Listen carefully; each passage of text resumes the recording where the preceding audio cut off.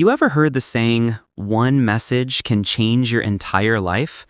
Well, for me, that message didn't just change my life, it destroyed it. My name's Cole Maddox. I'm 38, from Colorado. I had what people like to call a perfect marriage. 15 years with my wife Anna. 2 kids, a cozy house, family photos on every wall. If you walked into our home, you'd think we were living the dream. And maybe I thought that too. It was a Thursday night, early spring. I still remember it like it happened an hour ago. Anna was in the kitchen, humming while she made dinner. The smell of roasted chicken filled the house. I was sitting on the couch, answering a few work emails when her phone buzzed on the counter. Once, then again. Normally, I wouldn't think twice about it. I trusted her. We didn't have secrets, or at least I thought we didn't. But something about the way her phone lit up, the quick flicker of panic in her eyes when she saw it, it just didn't sit right. She walked over quickly, grabbed her phone, and turned it face down. Then she smiled. "Dinner's almost ready," she said, like nothing happened. That tiny move, the way she flipped her phone, stuck in my head. You know how your gut sometimes whispers before your brain catches up? Yeah, that whisper was getting louder. Later that night, Anna fell asleep early. I was lying next to her, wide awake, staring at the ceiling. My heart was racing for no reason I could explain. Finally, I sat up, turned on the lamp, and looked at her phone on the nightstand. It was unlocked. I swear I didn't plan to look. I just wanted peace of mind, one small peek to quiet the noise in my head. But peace was the last thing I found. There it was, a text from someone named Megan. The preview said, "Still thinking about last night." Oh. My chest went cold. I opened the thread. Message after message, flirty jokes, inside references I didn't understand. One photo of a wine glass, and then another of a hotel bed. My hands were shaking so hard I almost dropped the phone. My throat burned. I couldn't breathe. 15 years. 15 damn years. All erased by one message. I remember looking over at Anna. She was asleep, peaceful, like she didn't just nuke our entire life. I felt this mix of rage and heartbreak that I can't even describe. I wanted to wake her up, scream, demand answers, but I didn't. I just sat there in silence, staring at the wall, feeling my world fall apart. The next morning, I couldn't even look at her the same way. Every good morning, every kiss felt fake. She was laughing at breakfast, talking about some recipe she wanted to try that weekend. I was just numb. Later that day, I told my best friend Jake. We'd known each other since college. I showed him the texts, the photos. He didn't say much at first, just stared at me. Then he said, "Man, this ain't a mistake. She's been doing this a while." That hit hard. I wanted Jake to be wrong, to tell me I was overreacting. But deep down, I knew he was right. That night, I confronted Anna. She was folding laundry when I walked in, her phone on the bed. I said, "Who's Megan?" She froze. Then slowly turned toward me, eyes wide. "What are you talking about?" I held up her phone. "You know exactly what I'm talking about." Her face changed. The color drained from her cheeks. Then came the excuses. "She's just a friend. You're misunderstanding. It was just a stupid night." But the more she spoke, the clearer it became. She wasn't sorry for what she did. She was sorry she got caught. I remember her words exactly. "Cole, it didn't mean anything. It was one mistake. Please don't throw everything away over one text." One text? That text was a crack in the glass that showed me everything I didn't want to see. I walked out. I didn't yell, didn't cry, just left. Drove for hours with no destination, just the road, my thoughts, and that message replaying over and over in my mind. You know what the worst part was? It wasn't the betrayal itself. It was realizing that she'd been living 2 lives right beside me, smiling in my face while giving her heart to someone else. When I got home that night, Anna was still awake. She'd been crying. She said, "Please, Cole, we can fix this. I'll block her. I'll delete everything." But it wasn't about the messages anymore. It was about trust. And once that's gone, it's gone forever. That night, I slept on the couch. I stared at the dark ceiling until sunrise, wondering how one message could do what 15 years of love couldn't. Before I tell you what happened next, the part where I found out who Megan really was and how deep this betrayal went, make sure you like, share, and subscribe, because the next part, it's darker than anything I could have imagined. And tell me in the comments below, if you were me, would you have looked at that message or let it go? Fire. I didn't sleep that night. My body was still, but my mind was a battlefield. Every word of those messages echoed in my head. Last night, miss you, wish you were here instead. The next morning, the sun came up like nothing happened. Birds were chirping, the kids were still asleep, and I was sitting at the kitchen table with my hands wrapped around a cold cup of coffee, wondering how the hell to live in a house that suddenly felt like a stranger's. Anna walked in quietly. Her hair was messy, eyes red. She looked at me like she wanted to say something but didn't know where to start. "Cole," she whispered, "please, can we talk?" I didn't respond. She sat down across from me. "It was a mistake. I swear to you, it was just a few messages, a few bad choices. It didn't mean anything."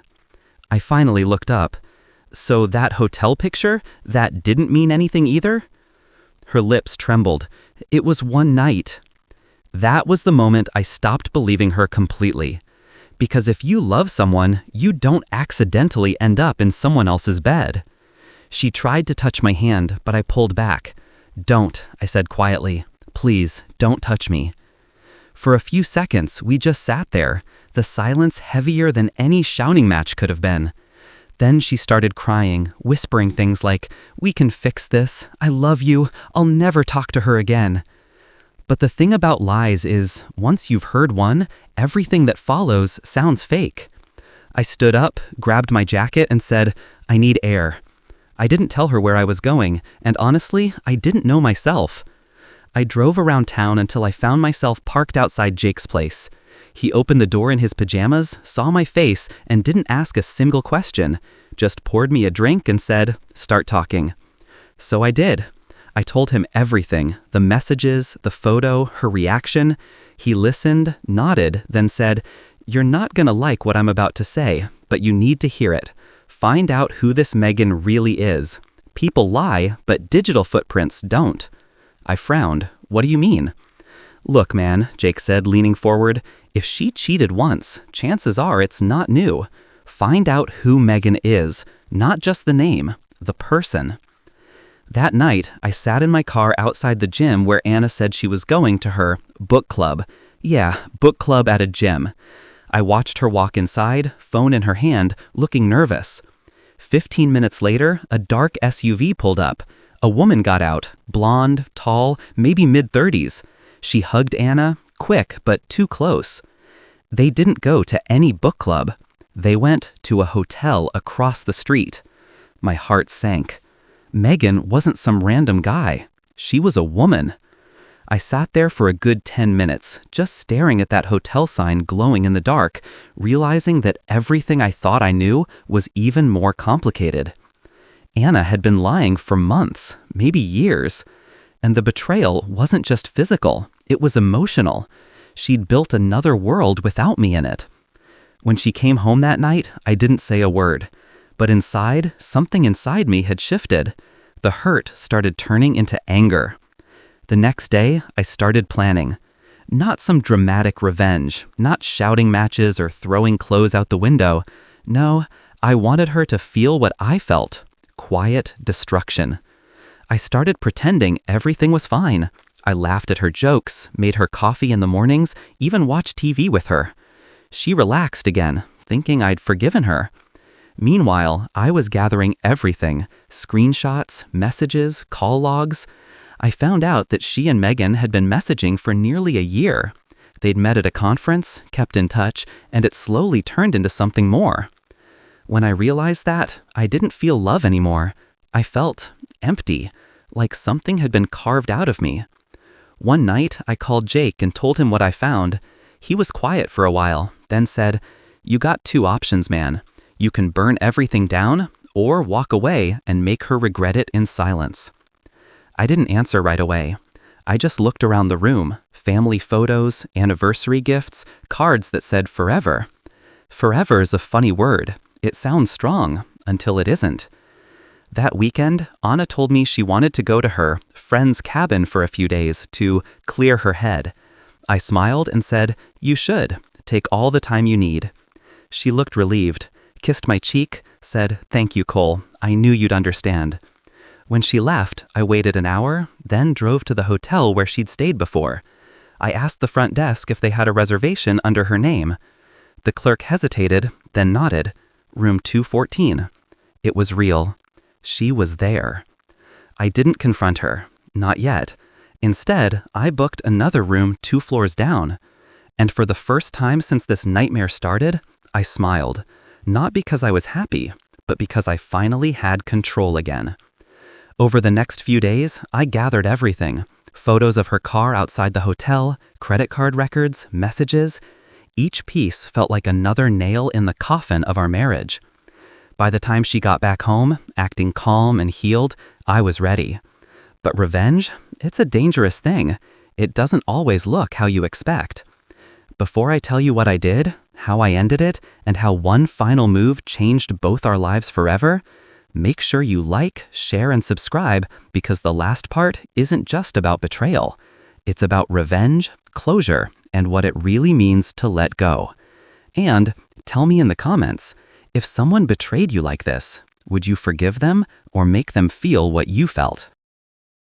Fire. You know what's funny? When someone breaks your heart, you think the worst pain is that first night. The tears, the confusion, the endless questions. But it's not. The real pain comes later, when you start pretending you're okay. That's what I did. I smiled, I laughed, I kissed her on the cheek like nothing happened. But deep down, I was building something. A slow, quiet storm. See, I wasn't gonna scream or throw things. I wasn't gonna destroy her life with one fight. No, I was gonna let her destroy her own life with the truth. I made copies of everything. The texts, the hotel bills, the pictures. I sent them to a private email only I had access to. Then I did something I knew would hit her harder than any argument. I started pulling away. No more morning coffee together. No more asking how her day was. No more warmth. I treated her like a roommate, polite, cold. The silence between us became so heavy you could feel it breathing. She tried to fix things. "Cole, please, we can go to therapy," she'd say. But I just nodded, never promised a thing. And the truth? I didn't want to fix it anymore. I wanted her to know what it feels like to lose something you thought was forever. A few weeks passed. Then came our 16th anniversary. She decorated the dining room, cooked my favorite meal, played our wedding song. I could see the hope in her eyes, like she thought maybe we could start over. But that night was already written in my mind. When dinner was done, I handed her a small box. She smiled, probably expecting jewelry, but when she opened it, her smile vanished. Inside were printed screenshots, the messages between her and Megan, the hotel receipt, a photo of them together. Her hands started shaking. "Cole, please don't do this." I leaned forward and said quietly, "No, Anna, you did this." She started crying, saying it was over, that she regretted everything. But regret doesn't undo betrayal. It just makes it quieter. I stood up and said, "You've got 24 hours. Tomorrow morning, I want you and your things gone. No yelling, no begging, just gone." Then I walked out, went straight to Jake's, sat on his porch all night, drinking and staring at the stars like they owed me answers.